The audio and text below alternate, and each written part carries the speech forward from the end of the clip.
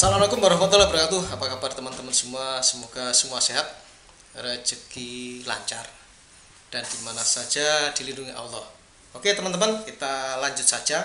Kita langsung saja membaca beberapa pertanyaan ya tentang karantina burung ya. Pertama dari RCA. Assalamualaikum, saya mau tanya apakah biaya pengiriman burung murai batu dari Medan ke Jambi mencapai 10 juta. Mohon pencerahannya Pak. Jadi untuk karantina itu bukan pengiriman ya. Karantina itu sertifikasi terhadap kesehatan hewan. Jadi hitungannya per ekor. Jadi per ekor kalau untuk karantina domestik itu Rp3.000. Kemudian desinfeksinya per ekornya Rp200. Kemudian untuk sertifikatnya 5.000. Jadi kalau membawa 2 ekor itu kan 3 kali 2 6.000, ditambah 200 kali 2 400, tambah 5.000, jadi totalnya Rp11.400. Jadi karantina itu tidak bicara jarak tempuh yang akan dikirim. Jadi mau dari Semarang ke katakanlah nanti dari Jambi ke Medan, mau dari Jambi ke Pontianak, mau dari Jambi ke Bali, mau dari Jambi ke Papua, itu biaya karantinanya sama ya. Oke, jadi karantina itu bukan jasa pengiriman atau jasa angkut, bukan agen angkut, bukan agen alat angkut, jadi bukan airline ya. Jadi karantina hanya pemeriksaan untuk sertifikasi kesehatan untuk persyaratan melalui lintaskan hewan maupun produk hewan. Oke ya, kita lanjut saja pertanyaan berikutnya. Ini dari Anam Kenanga Official. Pak Ijen bertanya, di sini kan dijelaskan jika mau impor harus ada surat rekomendasi dari Ditjen Peternakan dan Kesehatan Hewan Jakarta. Dan apabila seperti saya yang tinggal di Afrika ini ingin membawa burung upgrade 2 ekor contohnya dan tidak bisa mengurus sendiri ke Jakarta karena berada di luar negeri, dan untuk surat rekomendasi tersebut apakah harus pakai jasa yang biasa impor? Ini untuk mengurus rekomendasi ya. Apakah harus pakai jasa yang biasa impor atau tidak perlu, atau hanya membawa sertifikat karantina dari negara asal saja, atau harus pakai rekomen dari dirjen dengan kerabat atau keluarga yang harus urus surat rekomendasi tersebut untuk impor burung yang akan saya bawa? Ini Mas Anam apa Mbak Anam? Mbak Anam Kenanga. Tentang impor ya, untuk pengurus izin Dirjen Peternakan itu sudah ada.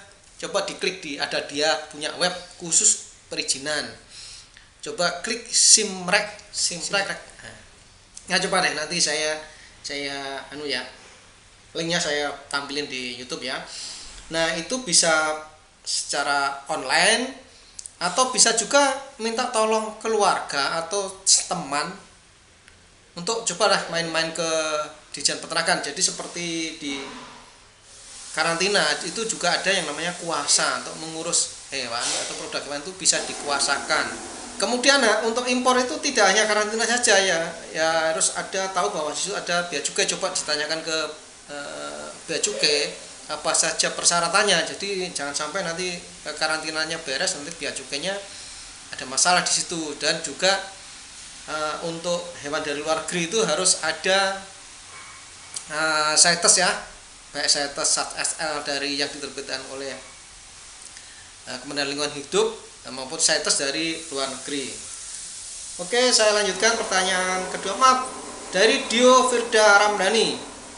Maaf, saya mau tanya apakah bisa kirim burung ke luar negeri? Urgen, saya lagi cari orang yang serius bisa bantu. Oh, mohon maaf, ini kami tidak bisa bantu ya. Petugas karantina itu tidak boleh ikut campur atau untuk hal-hal seperti ini, yang membantu menguruskan atau jadi seperti agen, itu tidak boleh ya, dilarang ya. Oke, ini coba Mbak Dio atau Mas Dio ini cari agen yang biasa impor aja ya, kalau nggak bisa ngurus sendiri ya. Banyak, coba di kargo bandara, main-main ke kargo bandara Cengkareng, Surabaya maupun Semarang.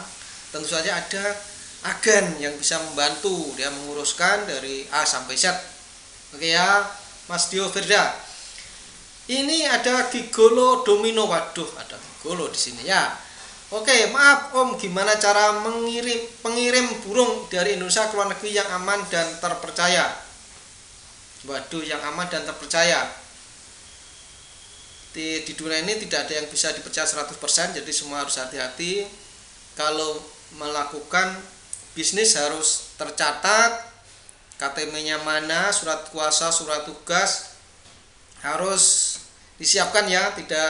Kami tidak mempunyai rekomendasi untuk siapa yang bisa dipercaya untuk sebagai agen pengiriman maupun penerimaan baik ekspor maupun impor. Coba Mas Gigolo silahkan mencari ya, baik melalui online maupun datang sendiri ke kargo, bandara maupun pelabuhan. Oke, dari Muhammad Habibi. Pak, untuk impor burung katanya hanya bisa dari Malaysia dan harus ada aviari, mohon dijawab. Nah, ini Mas Muhammad Habibi. Impor burung bisa dari negara mana saja asal negaranya tersebut dinyatakan bebas flu burung atau pengiriman atau penerimaan itu sudah mendapat izin dari Dijen Peternakan dan Kesehatan Hewan. Jadi coba urus aja izin impornya ke Dijen Peternakan dan Kesehatan Hewan. Kalau itu boleh berarti boleh. Jadi tidak hanya dari Malaysia saja yang diperbolehkan masuk ke Indonesia. Oke ya. Kemudian apa, harus ada aviari?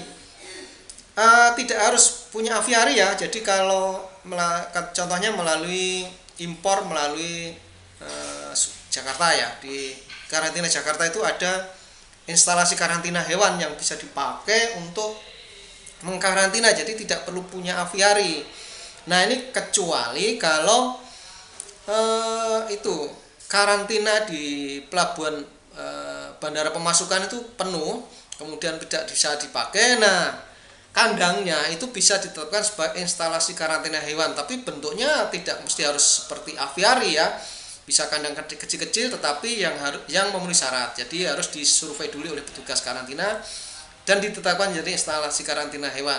Nah, ini coba nih Mas Muhammad Habibi main-main ke karantina, baik boleh Semarang, Jakarta, Surabaya, untuk bertanya ya. Koordinasi persyaratan apa saja yang diperlukan. Jadi tidak hanya katanya ya. Kata saya tidak perlu punya aviari bisa ya, asal karantina setempat itu kandangnya apa instalasinya bisa dipakai ya, atau kosong. Oke, kita lanjut dari Baseng 767. Assalamualaikum Pak, bisa gak kalau bawa burung kacer satu langsung bikin surat ke karantina langsung dari Bangka ke Jawa Barat?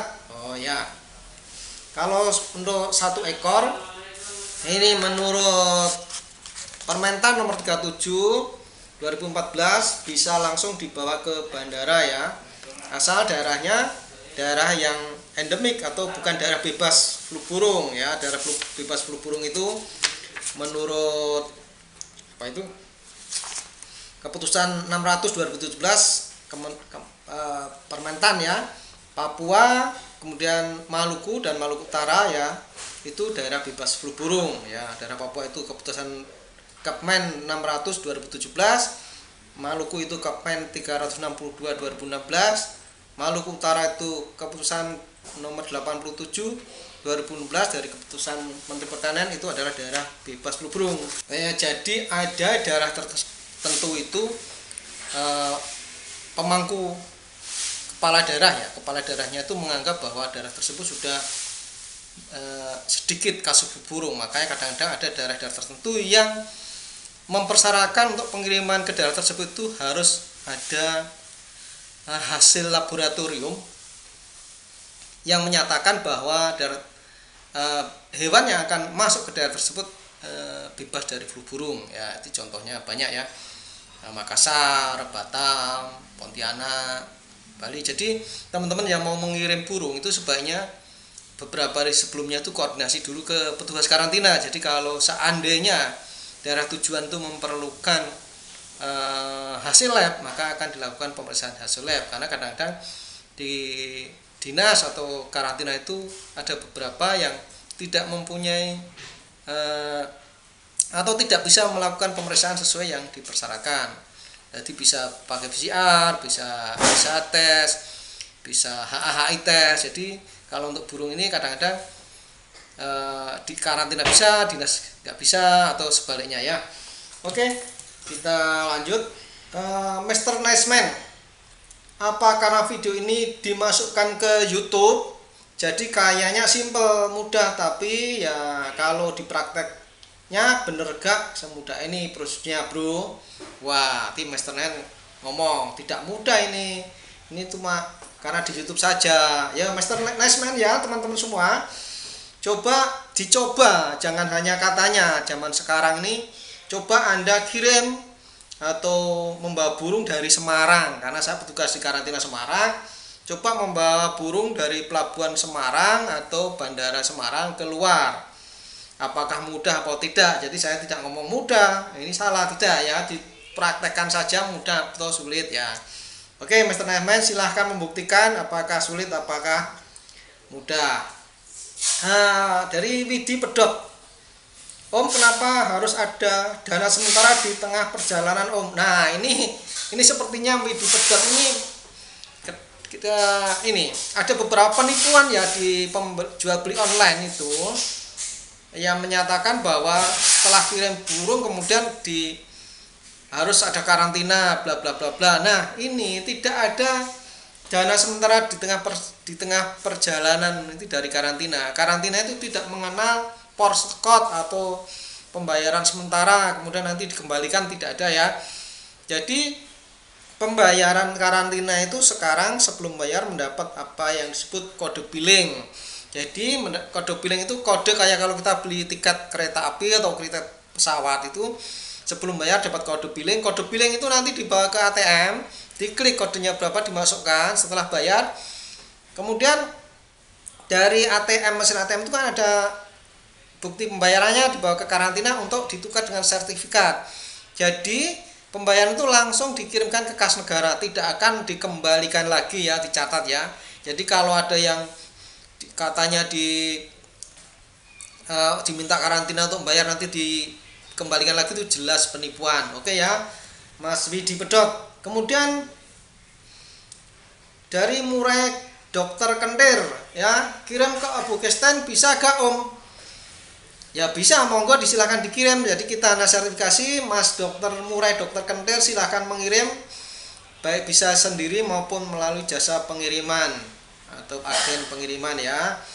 Oke, tentu saja bisa.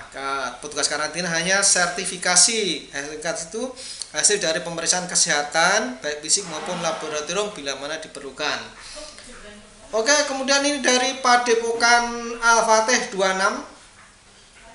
Tanya, Bapak, apa semua balik karantina persyaratannya sama? Oh, persyaratannya pasti sama. Tentu saya harus hewannya sehat.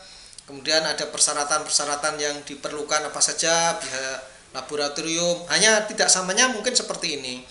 Mungkin hasil labnya itu katakanlah harus bebas flu burung. Nah, ada karantina tertentu itu yang hanya bisa pakai HAHI tes. Sementara Semarang bisa ELISA tes. Mungkin di Cengkareng pakai PCR. Jadi bedanya di situ.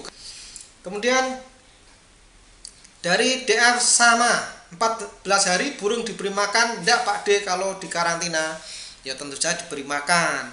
Kalau nggak diberi makan mati ya Mas ya, Mas DS sama ya, diberi makan oleh petugas karantina. Nah, pakannya itu bisa disiapkan oleh pemilik maupun pemiliknya yang beli, tapi atas petunjuk dari dokter hewan karantina pakan apa saja yang diberikan dan tentu saja harus diperiksa oleh petugas. Jadi pakannya itu ditentukan oleh petugas karantina dari pemilik ya. Oke, tentu saja harus diberi makan. Kemudian Atta Budiman Traveling, Pak bisa membawa burung dari Papua ke Jakarta, apa persyaratannya? Oh, dari Papua ke Jakarta sudah banyak kami bahas ya, nanti linknya dibaca di deskripsi, nanti saya kasih link membawa burung dari Papua ke Jakarta ya, banyak sekali sudah saya bahas cara-caranya ya, ini hanya menjawab pertanyaan-pertanyaan yang simpel. Gitu ya Mas Atta Budiman Traveling. Kemudian Erlana Pradana, apa bisa kirim murai batu dari Medan hasil ternakan dari Jatim ke murai batu Medan dari hasil ternakan dari Jatim ke Kalimantan? Bisa Mas, sudah banyak saya bahas. Pertama harus ada sertifikat kesehatan dari Dinas Peternakan setempat, kalau jumlahnya banyak berarti harus ada SATS DN dari Kementerian Kehutanan dan Lingkungan Hidup ya, harus sehat. Kemudian untuk daerah tertentu harus ada uji lab bebas flu burung. Kemudian dari Evin Bulang, Assalamualaikum Pak, mau tanya kalau bawa burung Sri Gunting dari Palembang ke Bangka bisa gak ya? Burungnya cuma 1 ekor. Wah, ini saya nggak tahu ya, burung Sri Gunting itu burung dilindungi atau tidak ya. Kalau burung Sri Gunting tidak dilindungi berarti bisa langsung ke bandara. Permentan nomor 37 2014 bisa membawa burung itu langsung untuk 1 ekor langsung ke bandara. Syaratnya harus membawa tiket pesawat, dan kalau nanti dicek petugas bahwa burung ini ternyata burung dilindungi ya harus ada SATS DN dari Kehutanan. Oke. Kemudian dari Eka Imamul Muslimin, bayar karantinanya itu harus datang ke tempat karantina atau bisa bayar online Pak D? Jadi Pak D bilang bahwa untuk bayar karantina itu bisa online ya. Jadi nanti kalau memang sudah diperiksa malah harus online. Jadi bayarnya itu setelah hewannya diperiksa dinyatakan sehat. Untuk membayar ada mendapat kode billing. Jadi kode billing dibayar lewat ATM atau IDC ya.